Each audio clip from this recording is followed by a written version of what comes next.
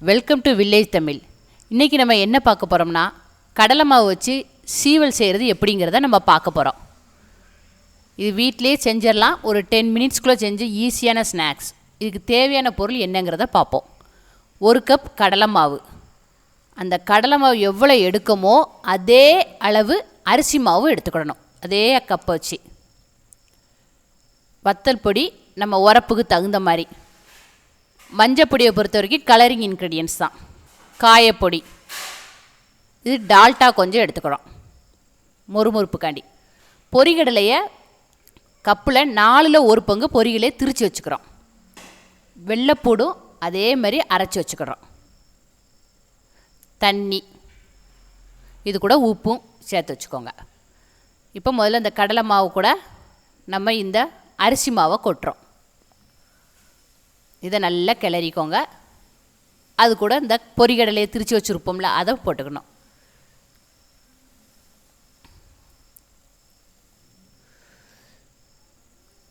மஞ்சள் கலருக்காண்டி போட்டுக்கிறோம். பூண்டு, அரைச்சி வச்ச பூண்டையும் சேர்த்துக்கிறோம். இதோட வத்தப்பொடி மட்டும் பார்த்து போடுங்க. உரப்பு நீங்கள் எப்படி யூஸ் பண்ணுவீங்களோ, உங்களுக்கு எப்படி உரப்பு இருக்கணும். சில பேர் அதிக உரப்பு விரும்புவாங்க, சில பேர் உரப்பே இல்லாமல் சாப்பிடுவாங்க. அதுக்கு ஏற்ற மாதிரி போட்டுக்கோங்க. உப்பு தேவையான அளவு. இவ்வளோதாங்க. இவ்வளோத்தையும் நம்ம நல்லா விட்டு கிளறுதோம். டால்டா எதுக்கு சேர்க்கோன்னா மொறுமொறுப்பாக இருக்கும். அதுக்காண்டி தான் நம்ம டால்டா சேர்த்துக்கிறோம்.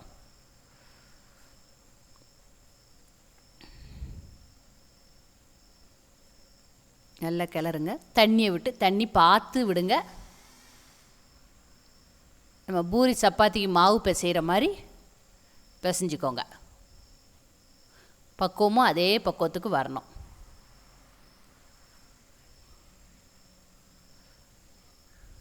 வந்துருச்சுங்க, பார்த்தீங்களா? இந்த பூரி சப்பாத்தி மாவு பிசைகிற மாதிரியே இருக்கும். கையிலலாம் ஒட்டாது. நம்ம டால்டா வேறு நல்லா சேர்த்துருக்கோம்ல, அதில் கையிலையும் ஒட்டாது. இதை ஒரு 10 நிமிஷம் ஊற வச்சுருங்க. பிசைஞ்சு வச்சது சப்பாத்தி மாவு மாதிரியே ஊற வச்சிட்டோம். சில்லு வந்து இப்படி இருக்கணும், பார்த்துக்கோங்க.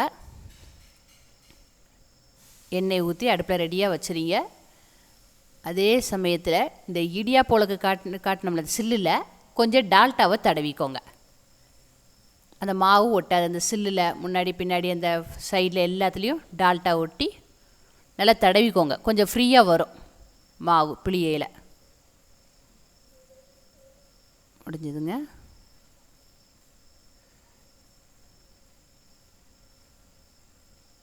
இதில் அந்த மாவை ஃபுல்லும் வைக்க வேண்டாம், ஒரு ஹாஃப் இது போதும். கடலை மாவுக்கு எப்போவுமே ஒரு பக்கம் உண்டு. என்ன கொஞ்சம் பிசைஞ்சாலும் நிறைய ஸ்நாக்ஸ் வர மாதிரி இருக்கும். அதெல்லாம் பார்த்து பண்ணுங்கள்.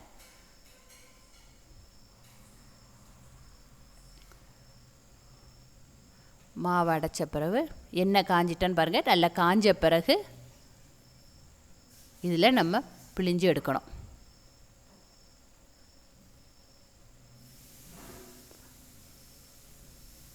முடிஞ்சுதுங்க. இவ்வளோதான். ஒரு சைடு நல்லா வெந்த பிறகு அடுத்த சைடு எடுக்கணும். இப்போவுமே நீங்கள் வச்சிங்கன்னா ஒட்டிக்கிடும் மாவு. நல்லா வெந்துருச்சின்னு கன்ஃபார்ம் பண்ண பிறகு லைட்டாக கரண்டியை விட்டு மாற்றி போடுங்க.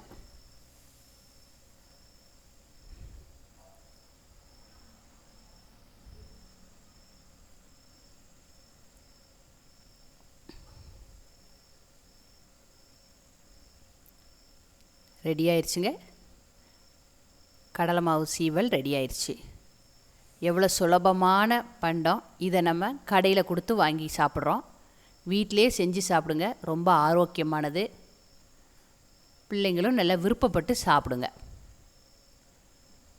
ஸ்நாக்ஸாக கொடுத்து விடலாம். இதேமாரி நம்ம எவ்வளோ மாவு வச்சுருக்கோமோ அதை அரை இதாக போட்டு பிழிஞ்சு எடுத்துட வேண்டியதான்.